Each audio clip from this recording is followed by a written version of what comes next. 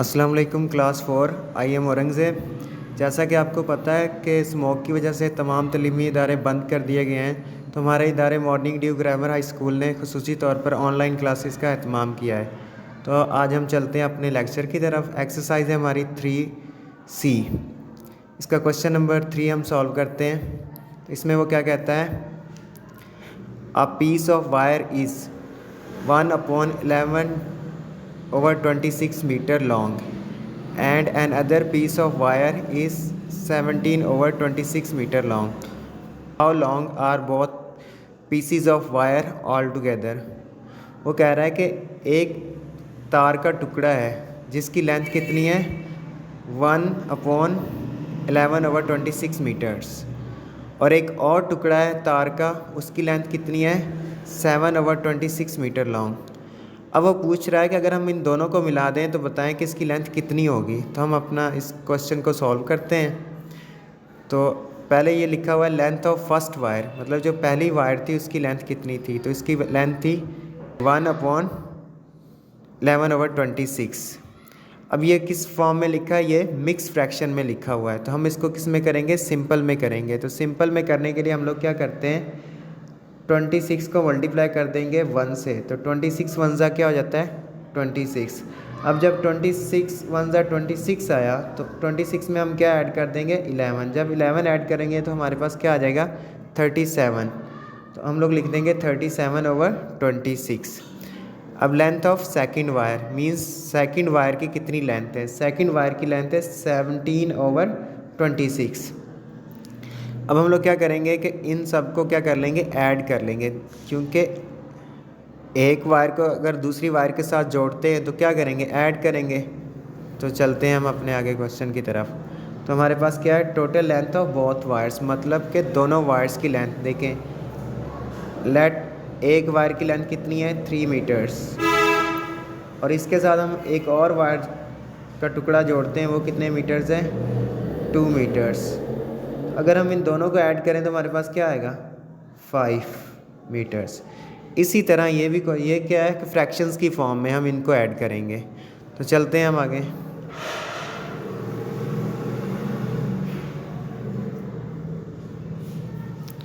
तो ऐड करने के लिए क्या करेंगे, हम लोग पहले एक लाइन ड्रॉ करेंगे और इन दोनों के फैक्टर्स बना लेंगे।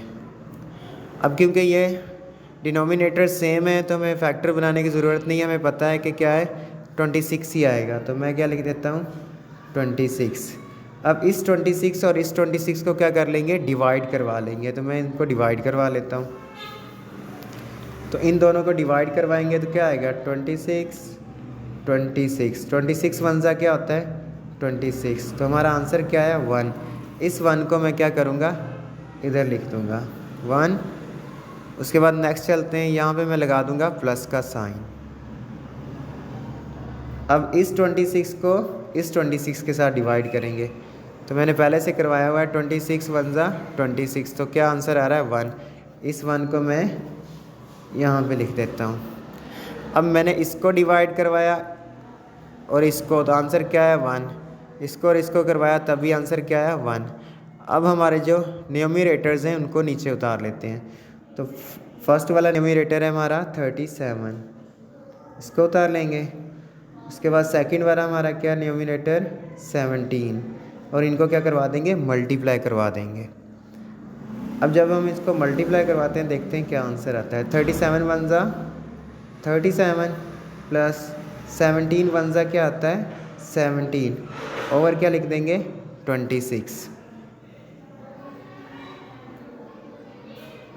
अब जब हम इन दोनों को ऐड करते हैं तो हमारे पास आंसर क्या आता है 54। 37 और 17 को ऐड करें तो हमारे पास आंसर क्या आएगा 54। आपको मैं ऐड करके दिखा देता हूँ 37 प्लस 17। तो इन दोनों को मैंने ऐड किया, 7 + 7 क्या होता है 14, 4 नीचे लगेगा 1 कैरी जाएगा, 3 + 1 4 एंड प्लस 1 क्या हो जाएगा 5। तो हमारे पास क्या आ गया 54/26।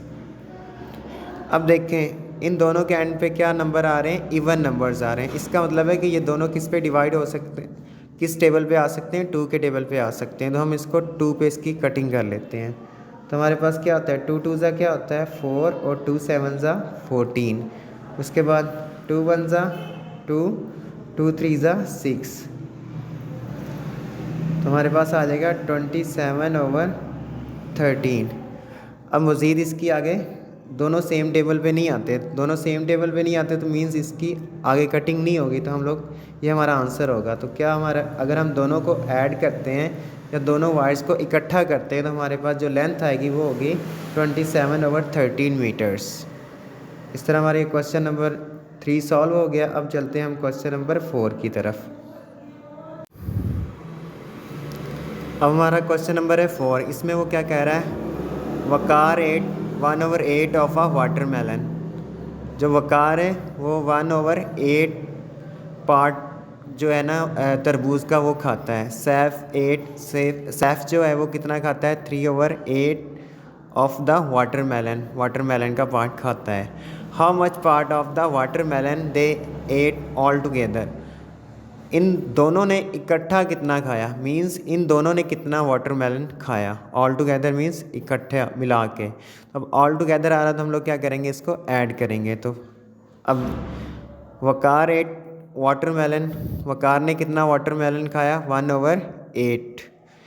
उसके बाद सैफ 8 वाटरमेलन, सैफ ने कितना वाटरमेलन खाया 3/8 पार्ट। अब हम लोग क्या करेंगे, दे एट ऑल टुगेदर वाटरमेलन, इन्होंने दोनों ने कितना वाटरमेलन खाया। तो हम लोग क्या करेंगे, इन दोनों को ऐड कर देंगे, इन दोनों फ्रैक्शंस को क्या करेंगे, ऐड कर देंगे। तो अब हमारे पास क्या फ्रैक्शंस दी गई हैं, 1/8 प्लस 3/8। तो हम इन दोनों को क्या कर लेते हैं, ऐड कर लेते हैं।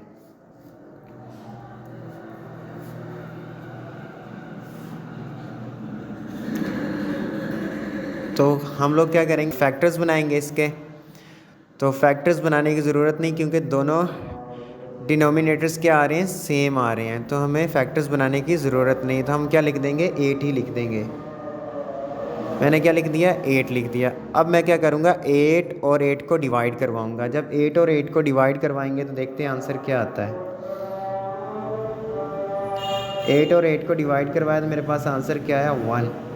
इस 1 को ले जाके मैं कहाँ लिख दूँगा, यहाँ पे लिख दूँगा। उसके बाद दरमियान में प्लस का साइन लगा दूँगा। अब इस 8 और इस 8 को डिवाइड करवाते हैं। जब इन दोनों को डिवाइड करवाएंगे दोबारा आंसर क्या आएगा, 1। उसको मैं कहाँ लिख देता हूँ, यहाँ पे। अब मैं यहाँ पे मल्टीप्लाई के साइंस लगाऊँगा और जो न्यूमरेटर्स हैं उनको नीचे उतार लूँगा। तो फर्स्ट न्यूमरेटर क्या है, 1, तो इस 1 को मैं इधर लिख देता हूँ। सेकंड न्यूमरेटर क्या है हमारे पास, 3, तो इसको भी मैं क्या करता हूँ, इधर लिख देता हूँ नीचे। अब मैं क्या करूँगा, इन दोनों को मैं करवा लूँगा मल्टीप्लाई। तो 1 को 1 से मल्टीप्लाई करें तो हमारे पास आंसर क्या आता है, 1 प्लस 3 को 1 से मल्टीप्लाई करें तो हमारे पास आंसर क्या आएगा, 3। अब 1 1 ज़ा 1 आ गया, 3 1 ज़ा 3 आ गया, और नीचे क्या लिख देंगे, 8। अब इन दोनों को मैं ऐड करता हूँ तो मेरे पास आंसर क्या आ जाएगा, 4/8। अब देखें दोनों कौन से टेबल पे आ रहे हैं, 4 के टेबल पे आ रहे हैं। तो क्या लिखूँगा, 4 1 ज़ा 4, 4 2 ज़ा 8। तो हमारा आंसर क्या आ गया, 1/2। मीन्स उन्होंने हाफ वाटरमेलन खाया है। उन्होंने कितना वाटरमेलन खाया है, हाफ। तो ये हमारा क्या होगा, आंसर।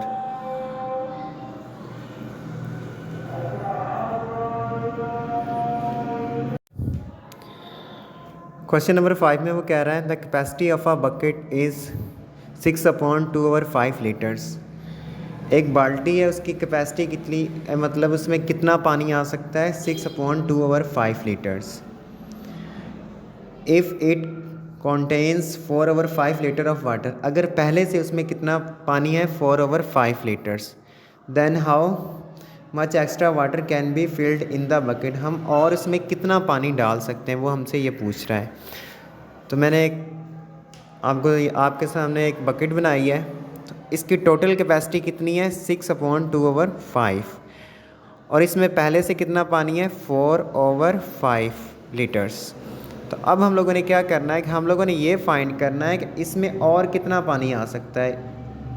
तो इसके लिए हम लोग क्या करेंगे, पहले इसको हम लोग सिंपल करके लिख लेते हैं। टोटल कैपेसिटी ऑफ बकेट की टोटल कैपेसिटी कितनी थी, 6/2/5 लीटर्स।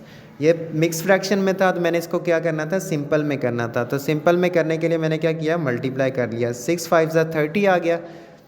30 के अंदर मैंने क्या किया, 2 को ऐड किया तो हमारे पास क्या आ गया, 32/5। अब ये पहले से सिंपल फॉर्म में लिखा हुआ है 4/5, तो 4/5 ही रहेगा।